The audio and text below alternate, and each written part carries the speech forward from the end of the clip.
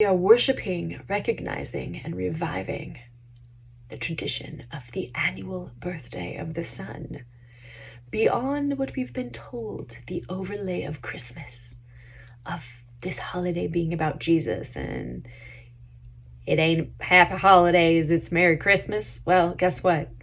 It was happy holidays and happy holy days and happy holly days and Merry Yule tide before it was Christmas.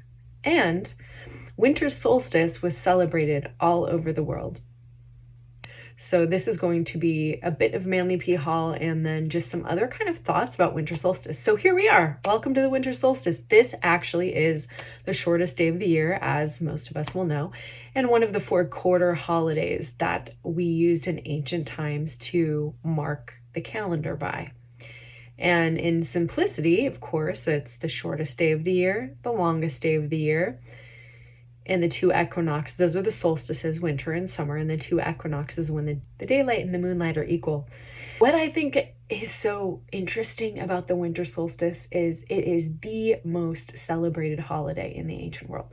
So I think that bears for some digestion. And, as we are spending all of this energy creating this holiday, and we can kind of feel something, I don't know if you can, but I don't know if you can feel the Christmas spirit. So now that we know that Christmas is older than Christ, Pope Julius, a Catholic person, overlaid the official time of Christmas on Yule, this season, the season of the winter solstice. These traditions that people were doing after they became Christianized, they didn't want to stop. The church even tried to stop them. And at some point, they just kind of couldn't push the river anymore. And so they just put Christmas at this time of year. Unlike the equinoxes, which last a single day, the solstice lasts for 3 days. The word solstice is derived from Latin solstice, meaning sun standing still. Because at the solstice, the sun stands still in declination, that is, the seasonal movement of the sun's path, as seen from Earth, comes to a stop before reversing direction. As the days grow shorter in the period leading up to the winter solstice, the sun appears to stop moving south and stays still for 3 days on December 22nd, 23rd, and 24th in the Northern Hemisphere. Of course, this is all related to the seasons based on the Northern Hemisphere. To our ancestors, this period symbolized the death of the sun god, and when the 3 days later, on the 25th of December happened, the sun started moving again. It was reborn, and it will achieve its fullness at the summer solstice.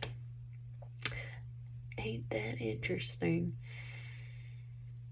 So this annual birthday of the sun, this rebirth of the sun, when the sun appears to become less powerful, and then it rests for 3 days and then it reemerges. So you can see how the solstice at this time, overlaid with Christianity and this concept of a redeemer, really meshed and mashed and merged really well, because the sun was restoring, the sun was resurrecting, the sun was coming from darkness into light.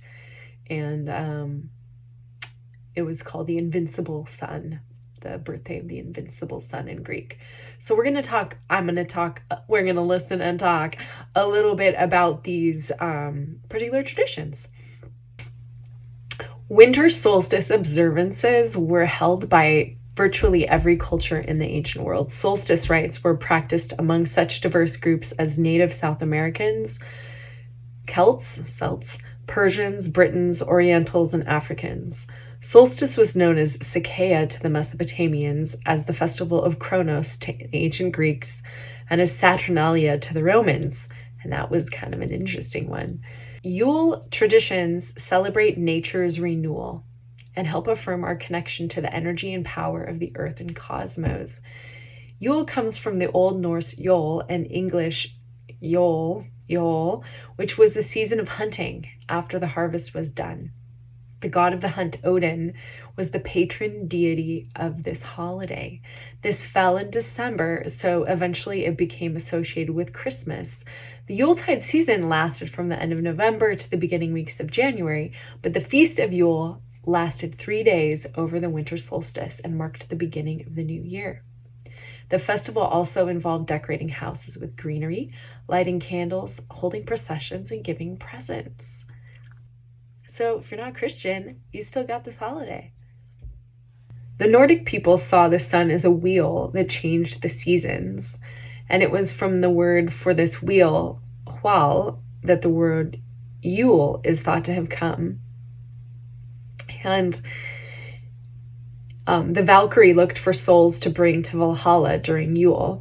Norwegians abstained from hunting or fishing for the 12 days during Yule as a way of letting the weary world rest and to hasten the revived sun's appearance. The sacred pine groves that were attached to pagan Roman temples also prefigured the Christmas tree. On the night before a holy day, Roman priests called the tree bearers cut one of the sacred pines, decorated it, and carried it into the temple. In fact, the German word for Christmas tree is not Christenbaum or Christmas tree, it was Tannenbaum or sacred tree. The pine was sacred to the people of the way north for a long time, and it was a symbol of being able to live through the winter because the winters were so cold. So that evergreen that can just keep growing in the depth of the winter had some sort of power, right? Some sort of quality that was the invincibility over death that they admired. And so this pine tree became sacred to them, and they would bring altars to the forest, and then they eventually became taking a tree into the house, and at Yule time they would burn the tree for 12 days, slowly, and then they would keep a little bit of it at the end, and they would do really cool things with the ashes. They would feed them to the animals, and they would keep the Yule, a little bit of the log under their bed, put it over their doorways and things like that. And they would use a little bit of it to light the Yule log for the next year. The Druids were famous for mistletoe, and they thought that the mistletoe was very sacred, especially because it didn't touch the ground. And so when they harvested it, they had to do this with a sickle that was made of gold, and they would treat it very carefully, and it was sacred to them, as was holly, as was the oak tree. It was symbolic of life, the mistletoe, because it blossomed in the winter. So it was extra powerful. Many people thought at that time that the sun stood still for 12 days. So they would be praying essentially for the sun to return symbolically, and sacrificing, making sacrifices with animals. Yule was similar to Passover in Jerusalem before the temple was destroyed. For in Passover, the Jewish people would bring lambs, birds, and other animals to sacrifice. The blood would be offered on the altar and the meat cooked for the meal. Yule was celebrated in Germanic countries with animal sacrifices, where the sanctified blood was then used to paint the altar, temple posts, and the supplicant himself as part of the ritual. They were literally washed in blood. This was followed by feasts, storytelling, and drinking sweet ale around a large communal fire. So this is what we do. We sit around the fire. It's really simple, but it's kind of interesting to think about the difference. It's described as the greatest mirth and joy among men. The cattle were slaughtered so that they wouldn't have to feed them through the winter. So the meat was plentiful, the wine was done being brewed, and they were kind of getting ready for this long winter. This was also a time of oath making. Business deals and marriages were brokered. The priest would have a gold ring around his neck, and people would touch it and swear an oath, laid their hands on the ring, and made their pledge in front of witnesses. 5 golden rings. Saturnalia in Rome ran for 7 days from the 17th of December, and it was topsy-turvy time. It was a time when the ordinary rules were set aside. The festival Saturnalia also involved decorating houses with greenery, lighting candles, holding processions, and giving presents. Bacchus was the god of communion between the living and the dead. Dionysus, as Bacchus, is the god of wine, and he was also the great liberator from life's burdens through imbibing with wine and making merry. But it wasn't for worshiping Bacchus, but rather to worship the Sol Invictus, or the invincible sun. On December 25th, the sun was to show its invincibility by starting to rise again in the sky, demonstrating its power over death. Isn't that interesting? A little bit more about Saturnalia. This festival was really about wild joy. They feasted, they gave gifts, they decorated their homes with greenery, and the usual thing was to let go of grudges and quarrels. Wars were interrupted or postponed. Businesses, courts, schools closed. Rich and poor were equal. Slaves were served by masters. Children headed the family. Cross-dressing and masquerades, merriment of all kind prevailed. A mock king, the lord of misrule, was crowned. Candles and lamps chased away the spirits of darkness. As Roman culture became more crazy, so did Saturnalia. The holiday was celebrated with a sacrifice at the temple of Saturn in the Roman Forum and a public banquet, followed by private gift giving, continual partying, and a carnival atmosphere that overturned Roman social norms. We don't have a ton of original sources regarding that holiday. It must have been very old. The Persians also celebrated this time of year and called it Yalda, in which families kept a vigil throughout the night and fires burned brightly to help the sun and goodness battle darkness and the evilness, the unconsciousness. Yado is an Iranian festival celebrated. It was the longest and darkest night of the year. That is the night of the winter solstice in the Northern Hemisphere. Friends and family would gather together to eat, drink, and read poetry, especially Hafez. So get your Hafez out. Fruits and nuts were eaten, pomegranates or watermelon, the red color in these fruits symbolized the crimson hues of dawn and the glow of life. So this was a very old tradition. And of course, in Persia, in Zoroastrianism, the flame was kind of the central symbol of light. The flame was the symbol of light. And they had their eternal flame going and stuff like that. They're very famous for that in Zoroastrianism, and it's the light over the darkness in their religion, having to choose the light over the darkness. So this Yule holiday was associated with Odin, the god of the wild hunt. And what I find kind of interesting, and you'll see as we talk about the Egyptian associations with, we could talk about it right now. This is the interesting celestial mystery part of this equation that said that the 3 stars in the belt of Orion, who is, of course, the hunter, align with Sirius, seriously, to point to where the sun rises on the 25th of December. Okay, and it's said that the stars in Orion's belt were also called the 3 kings. So some people postulate that in the Bible, actually the 3 kings coming to bear, to follow, find the birth of the light, the Son of God, the SON,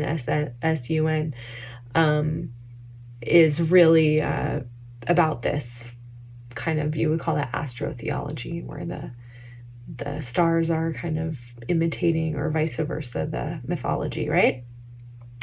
So that's interesting. So Saint Nicholas was a real person in about 300 that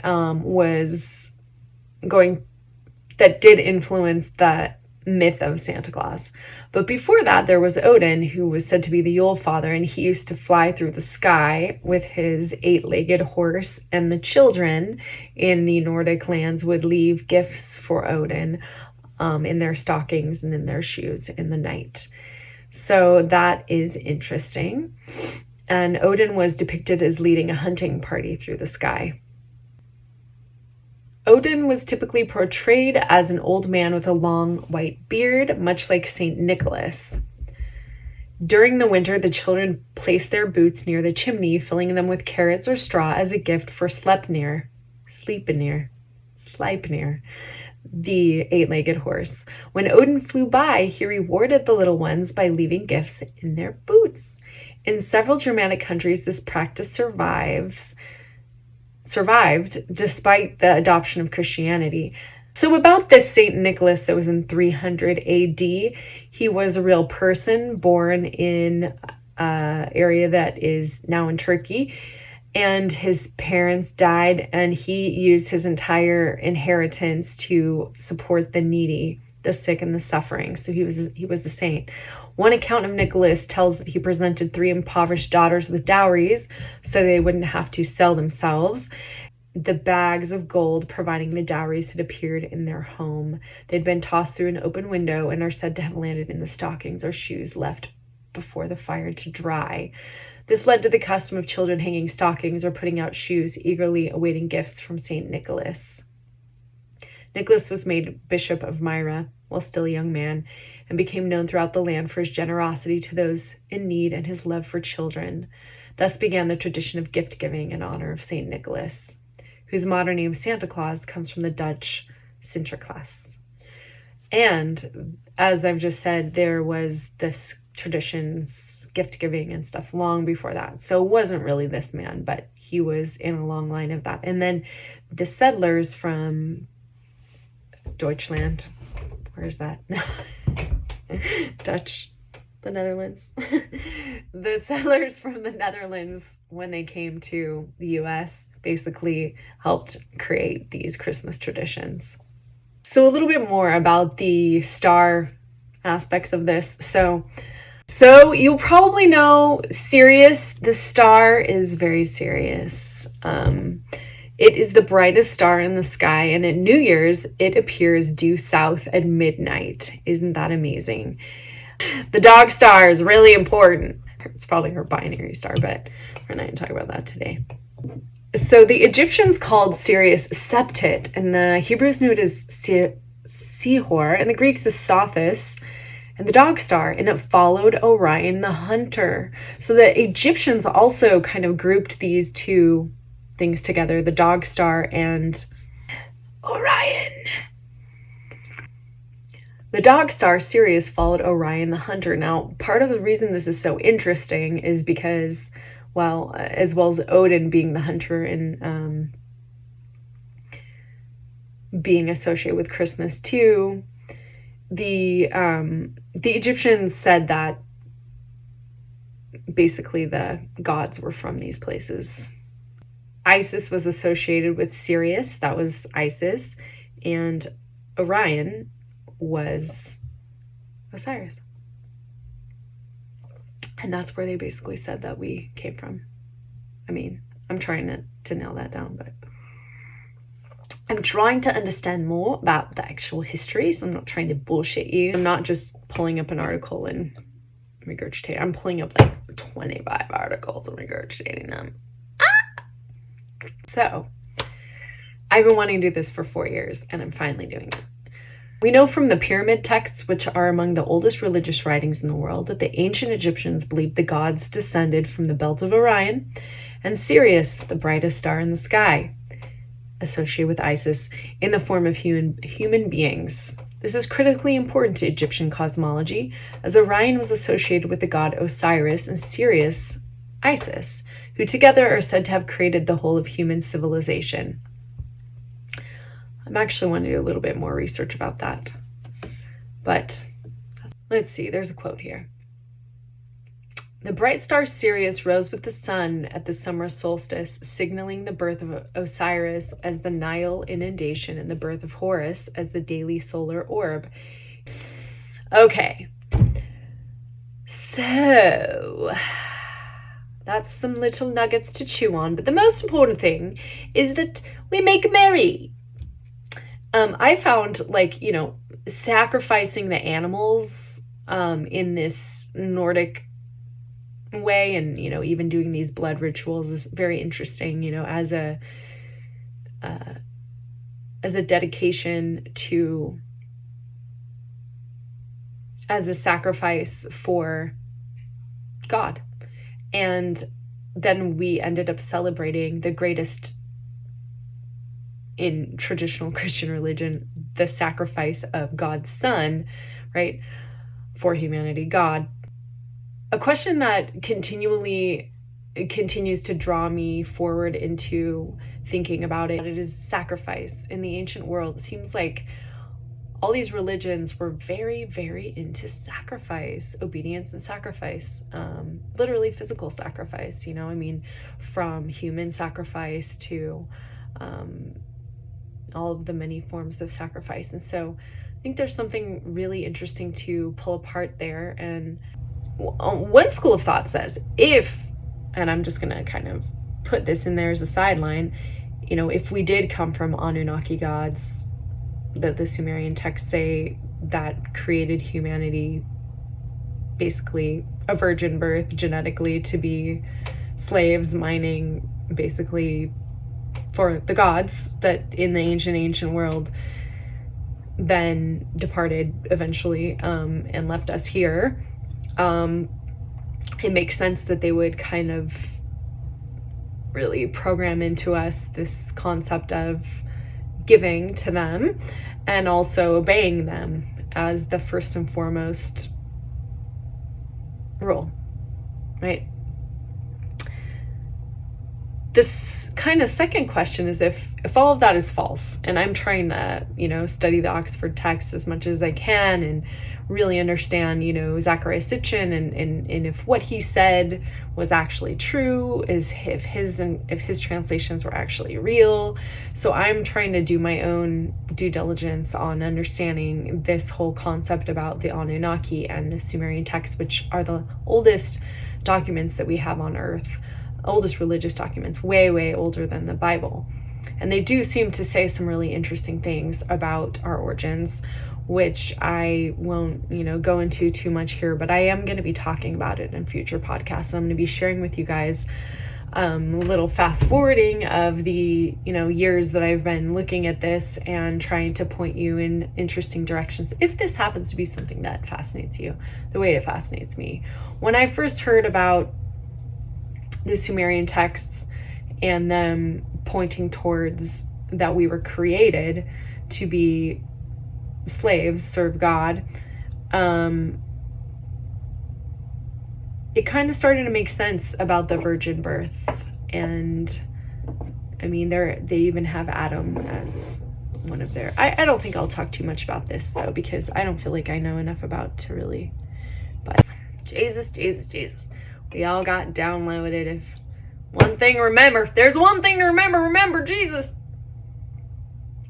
So if at Christmas time you feel a little torn because of the centuries of I don't know how to explain it, the oppression, murder,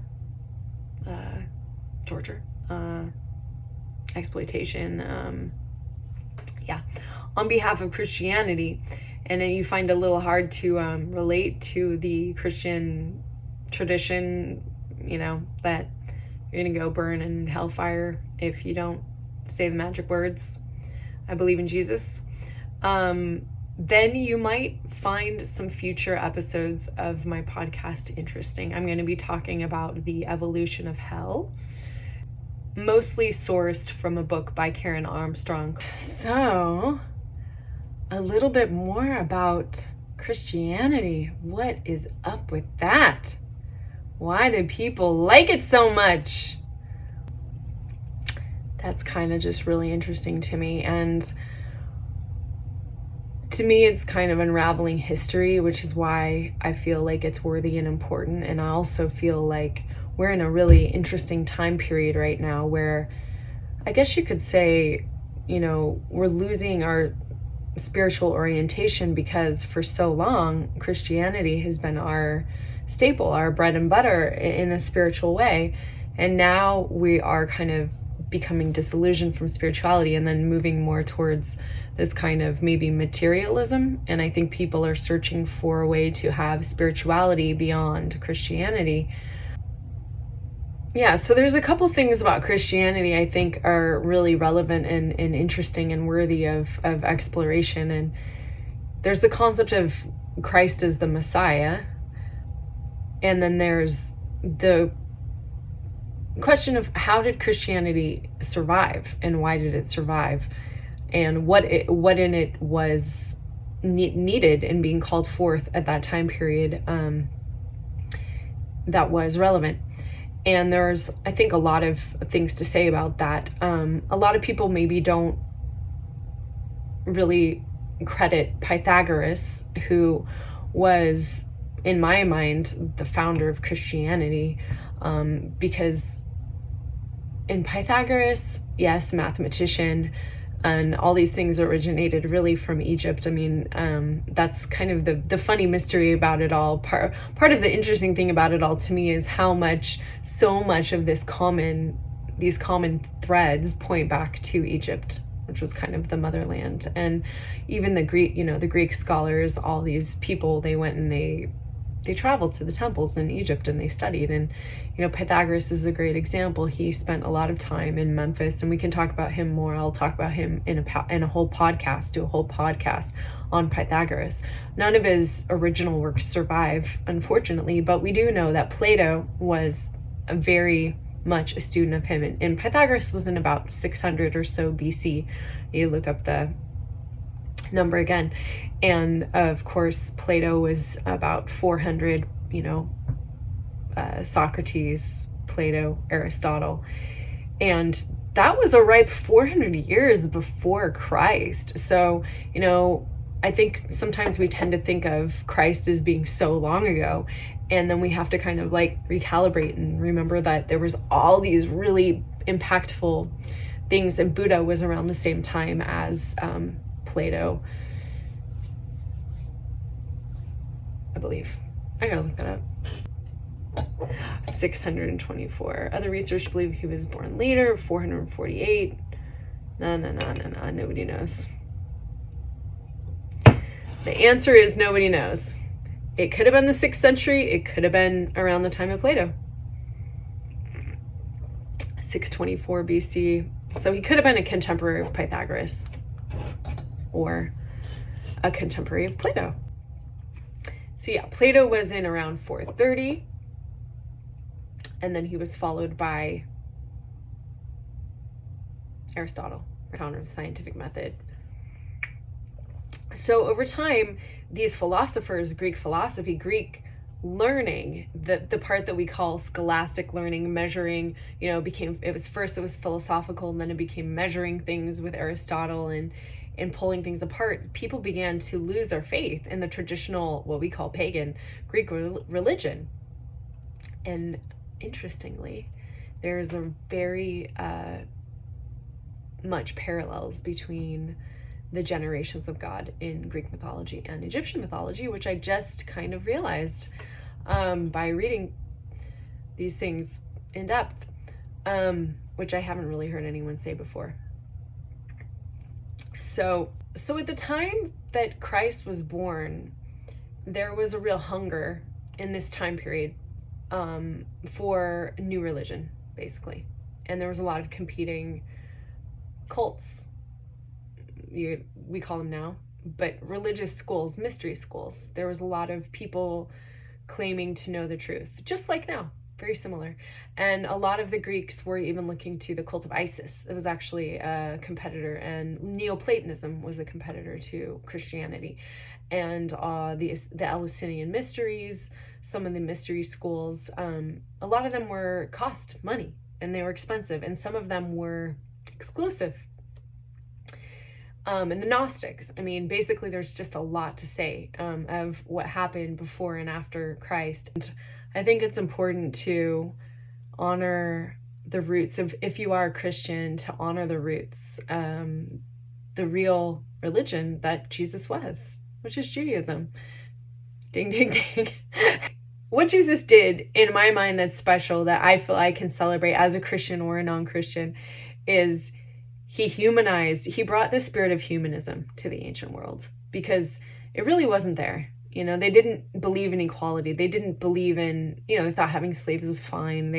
Their women were sequestered away, and the only, weren't really allowed to be educated. The only women that could really be educated were basically like prostitutes, and it was not the best situation. And of course, they were just constantly going out to war, trying to conquer everybody and stealing from people, etc.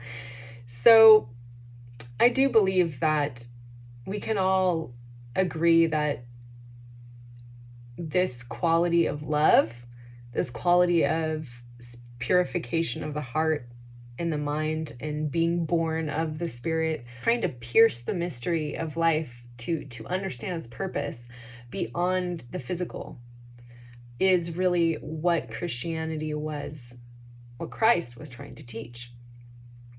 And it wasn't just his own thoughts he was teaching. He was working from a great body of spiritual tradition. A lot of people think he went to India. It's probably likely.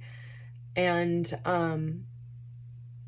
so these principles are not owned by anyone. And I think when we can think about the spirit of love, when we can think about the light, the invincible light that penetrates all darkness, the spirit, the human spirit, the spirit of equality, that ultimately the parts about Christianity that are simple, the Dalai Lama after all these years has broken down Buddhism, like crying. The Dalai Lama after all these years has broken down Buddhism to some really simple principles. He says it's not about the dogma, it's just about love is my religion. And I think it's time in this day and age to discard the dividing details. Like that if you don't say the magic words, I believe in Jesus, you're going to go burn in hell. And too bad if you live in a country that you never heard of Jesus. I mean, it's just ridiculous. And so sometimes it's really easy to throw the baby out with the bathwater. But these ancient traditions have come down to us, and really there's not that many ancient traditions that we have in a way, like, as a culture, So I think it's really special that we get to celebrate this time of year where it's the festival of lights, the miracle of light in the Judaic tradition, Hanukkah, that may we call upon the power of the invincible sun, the literal sun that makes our bodies, that we may expedite the solutions to our planetary healing and drop our issues that separate us in our hierarchical thinking, reach out to people around us, forget like being cool and not being cool, and this stuff that has really being right, not being right, this stuff that separates us, so that we can come together and nourish each other, so that we can each step up to our own puzzle piece, our own mission.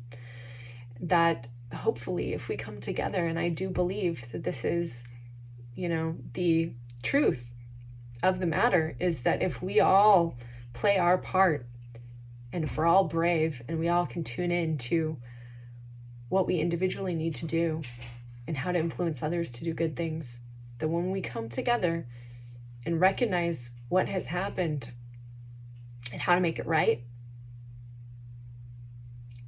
then our planet will be saved.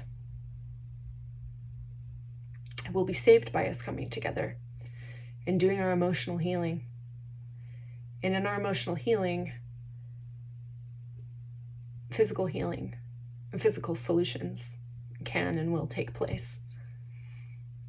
And that will include clean water, that will include birth control, that will include stabilization of the population, that will include alternatives to plastic, mushroom-eating plastic facilities, education for everyone, electricity in the best possible way, and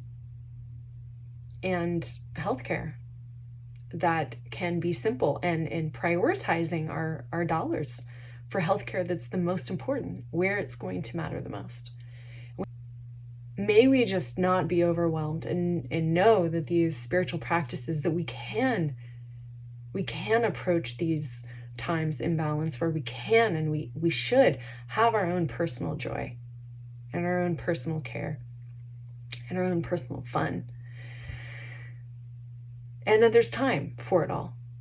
But we have to be careful. We have to be wise. We have to know, what are we called to be participating in? Are we focusing our energy on solutions?